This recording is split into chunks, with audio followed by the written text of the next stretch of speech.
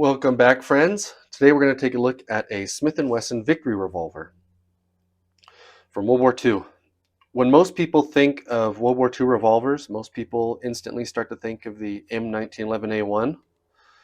But these Victory revolvers were used in large numbers too by Americans and British forces around the world. But the design for this revolver was made by Smith & Wesson in 1899. And before the war, it was marketed towards military and police as the Military and Police Revolver. But when World War II started, it became apparent very quickly that there wasn't going to be enough 1911s to equip everybody that was signing up. And so the Navy went out on their own and contracted directly with Smith & Wesson to provide a few 100,000 of these revolvers for their airmen and sailors. And at the beginning of the war, they wanted all the frontline troops, sailors and airmen, to have 1911s. And so the Navy was equipping everybody with 1911s. But pilots quickly found that they wanted this revolver instead of a 1911 because it's a lot lighter and easier to fit inside the cramped cockpits of their airplanes at the time. So when the Navy ordered these revolvers, the British government also placed an order for about 600,000 of them. And so when Smith & Wesson started ramping up production of the military and police revolver for all these army contracts, they had to make a few design changes so they could speed it up. One of the things they did was they switched from bluing to this phosphate that most American small arms had at the time of the war.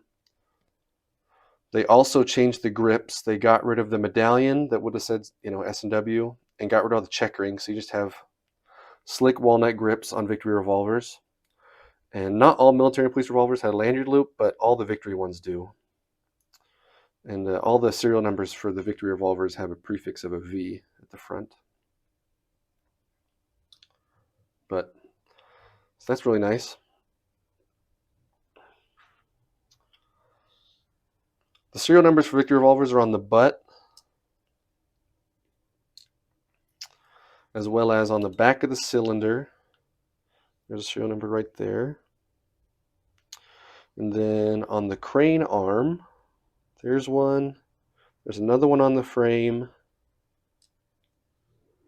And there's one at the bottom of the barrel. On the side, they have Smith & Wesson. On the top of the barrel, they have their patent roll mark.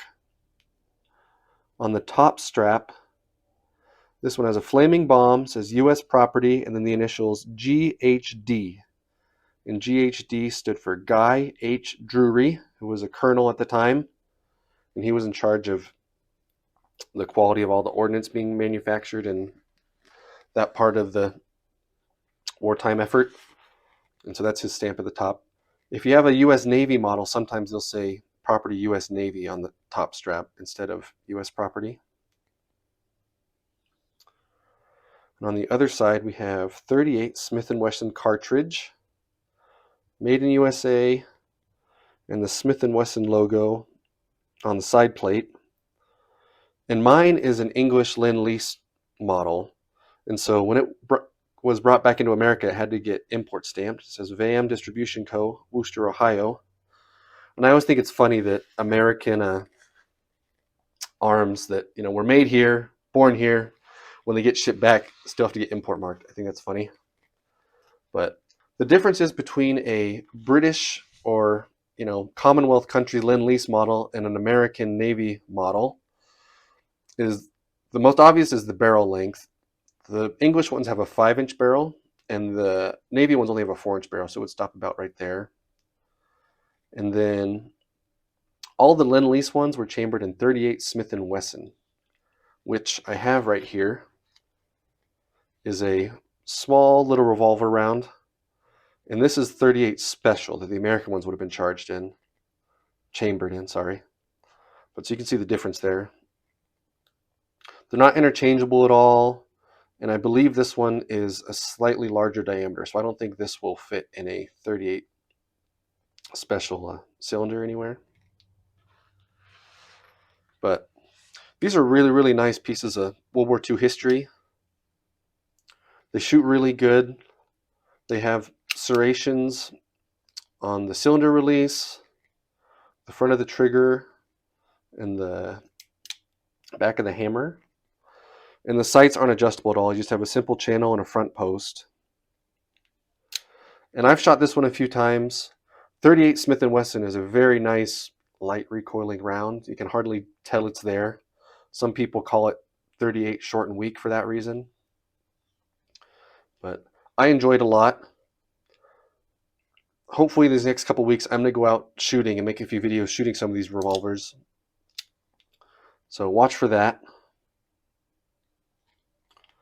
But if you ever are out hunting for military surplus firearms to add to your collection, I think Victory revolvers are a great one.